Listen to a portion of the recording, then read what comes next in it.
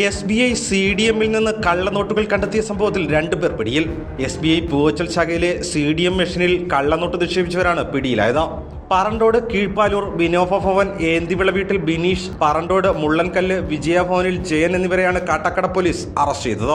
കഴിഞ്ഞ ദിവസം ശാഖയിലെ CDMൽ നിന്ന് 500ന്റെ 8 കള്ളനോട്ടുകൾ ലഭിച്ചിരുന്നു. തുടർന്ന് CCTV ദൃശ്യങ്ങൾ കേന്ദ്രീകരിച്ച് നടത്തിയ അന്വേഷണത്തിലാണ് പണം നിക്ഷേപിച്ചവരെ പറ്റി വിവരം ലഭിച്ചത്. ബിനീഷ് അമ്മയുടെ അക്കൗണ്ടിലേക്കാണ് പണം നിക്ഷേപിച്ചത്. തുടർന്ന് ബാങ്ക് മാനേജർ കാട്ടാക്കട പോലീസിൽ നൽകിയ പരാതിയുടെ അടിസ്ഥാനത്തിലാണ് ബിനീഷിനെ കസ്റ്റഡിയിലെടുത്തത്.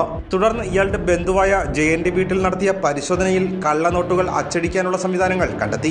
ഇവിടെ നിന്നും 500, 100 എന്നിവയുടെ നോട്ടുകൾ സ്കാനറിന്റെ സഹായത്തോടെ നിർമ്മിച്ചിരുന്നതായും പോലീസ് കണ്ടെത്തി. കമ്പ്യൂട്ടർ, സ്കാനർ, പ്രിന്റർ, പേപ്പറുകൾ എന്നിവ പോലീസ് കണ്ടെടുത്തു. പ്രതികളെപ്പറ്റി കൂടുതൽ അന്വേഷണം ആരംഭിച്ചു. Kattakada DYSP Jayakumar, inspector N Girish എന്നിവരുടെ നേതൃത്വത്തിലാണ് പ്രതികളെ പിടികൂടിയത്. കോടതിയിൽ ഹാജരാക്കിയ പ്രതികളെ റിമാൻഡ് ചെയ്തു. ഭാരത് വിഷൻ, കാട്ടാക്കട.